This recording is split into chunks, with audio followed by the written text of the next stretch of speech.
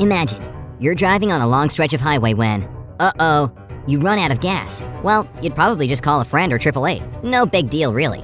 Now imagine that same scenario, only you're a pilot flying a commercial jet full of people.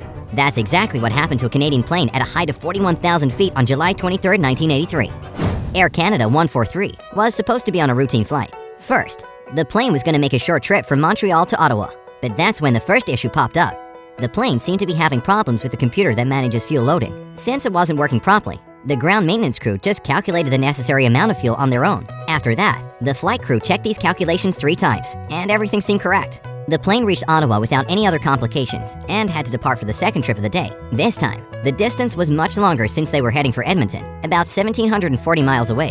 Captain Robert Pearson was already sensing that something was off. He asked the maintenance crew to check the fuel calculations once again. They did, and everything was cool. The plane had about 3,020 gallons of fuel. Captain Pearson and his co-pilot Maurice Quintal concluded that the plane had roughly 45,000 pounds of fuel, which was more than enough to reach their destination. If they actually had that much. In truth, they only had about half of that, just 20,160 pounds. I know what you're thinking.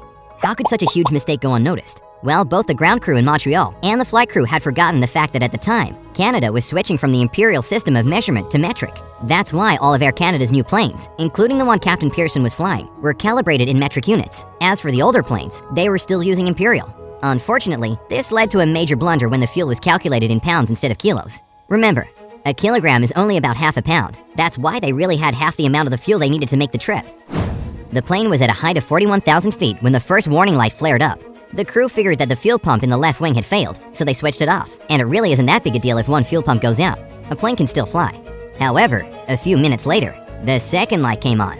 The crew knew it had to be something more serious than a coincidence. At that moment, the plane was only halfway to Edmonton. That's when Captain Pearson decided to change course and instead head to Winnipeg for an emergency landing. Not long after that, the left engine stopped working entirely.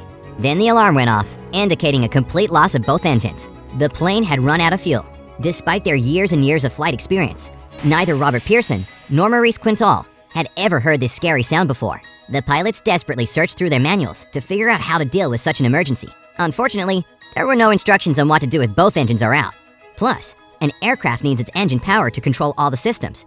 So the crew was literally piloting a huge jet with no electricity, hydraulics, or power. What's worse, the pilots couldn't use the instruments they needed. On top of that, air traffic control couldn't guide the plane because its radar responder, which is typically powered by the engines, wasn't working either. That meant that Winnipeg ATC had to use a good old-fashioned ruler. They placed it on the radar to figure out the distance the plane had traveled. They then used this number to calculate the rate of the plane's descent. This would tell them about how much further the plane could travel. The only way out was to glide the aircraft and hope it had managed to land safely. Luckily for the passengers and crew, Captain Pearson was a highly experienced glider pilot. But still, he'd never tried to glide a Boeing 767 with all systems down before. But the most serious problem was the loss of hydraulic pressure. The thing is that a Boeing 767 has what's called a ram air turbine. That means the faster the plane goes, the faster the turbine spins, and the better the hydraulic pump works. When a plane slows down for landing, the turbine stops spinning so fast that there's a drop in hydraulic pressure. In short, a pilot's ability to control the aircraft decreases along with a drop in hydraulic pressure. Anyway, after most of the plane's systems had shut down, it started to lose altitude at a speed of 2,000 feet a minute.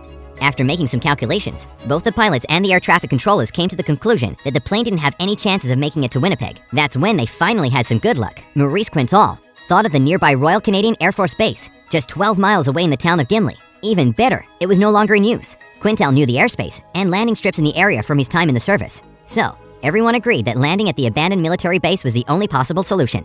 However, when the plane was nearing the runway, the pilots realized they were still too high. So, they decided to try what's called a forward slip.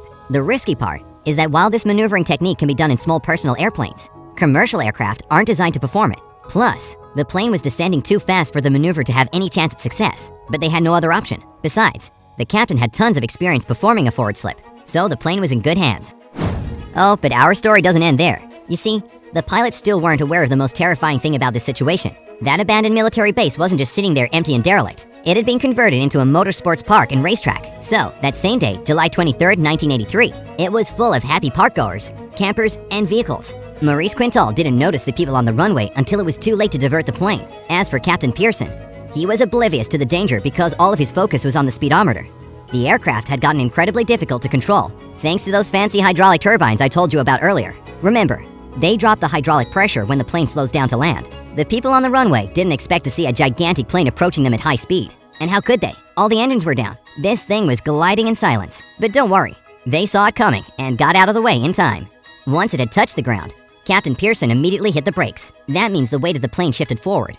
And this, in turn, sent the front landing wheels back up into the aircraft's body. But it's okay. Losing the front wheels was actually a good thing, because it allowed more friction to build up between the plane and the runway, meaning it had come to a halt much earlier. Thus, in the end, the Boeing 767 managed to stop just 100 feet away from spectators.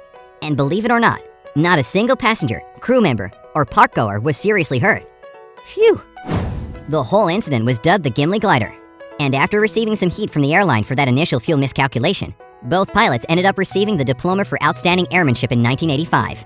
Interestingly enough, other pilots have tried to land a plane under the same circumstances in a simulator, yet all their attempts led to crashes. Maurice Quintal got a promotion and became a captain in 1989, and Robert Pearson flew with Air Canada for 10 more years before transferring to another airline.